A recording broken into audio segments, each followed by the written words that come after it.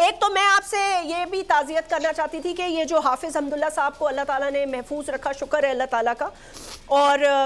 بڑا دکھ ہوا مجھے، اور ایک دہشت گردی کی لہر جو ہے وہ بھی دوبارہ ہم دیکھ رہے ہیں اور ہمارے جوان بھی شہید ہو رہے ہیں۔ مولوی محمود صاحب یہ کہہ رہے تھے کہ ان کو نہیں لگتا کہ الیکشنز ابھی اگر فروری میں بھی ہو جائیں تو بہت بڑی بات ہوگی۔ وہ یہ کیونکہ میں نے ان سے پوچھا کہ آپ کی پارٹی کی کوئی سرگرمیاں نہیں نظر آ رہی نا، مطلب یہ نئی پارٹی ہے، اس کو زیادہ جدوجہد کرنی پڑے گی، باقی تو چلو اسٹیبلش پولیٹیکل پارٹیز ہیں۔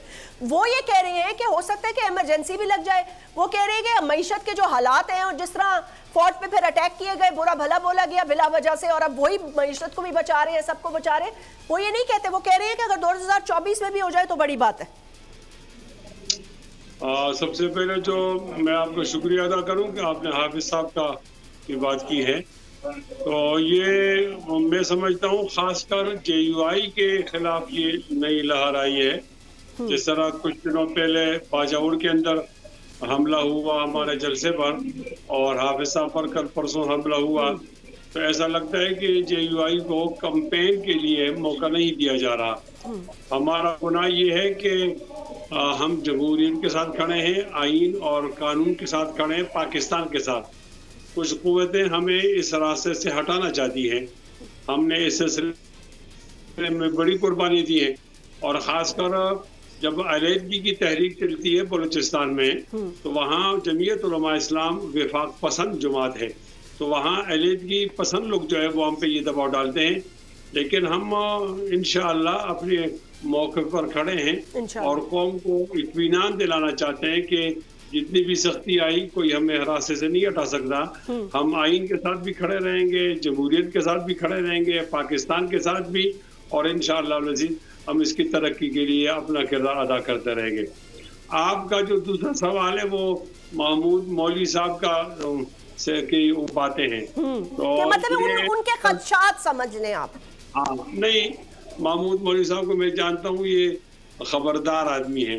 تو جہاں جو کچھ ہوتا ہے ان کو پہلے پتہ چلتا ہے ہم سے،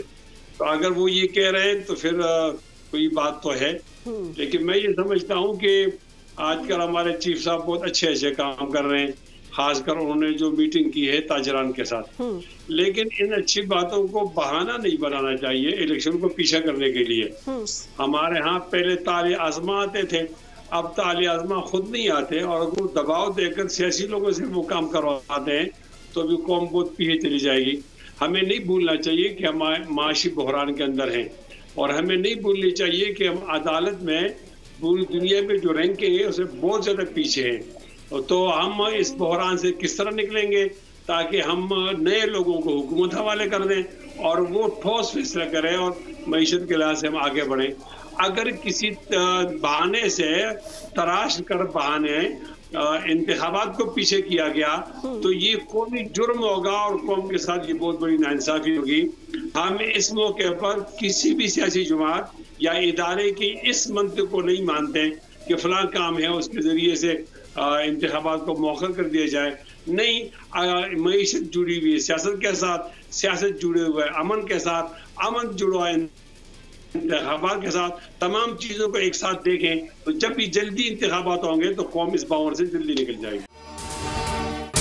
اگر یہ ویڈیو آپ کو پسند آئی ہے تو اس چینل کو سبسکرائب کریں اور بیل آئیکن کو کلک کریں۔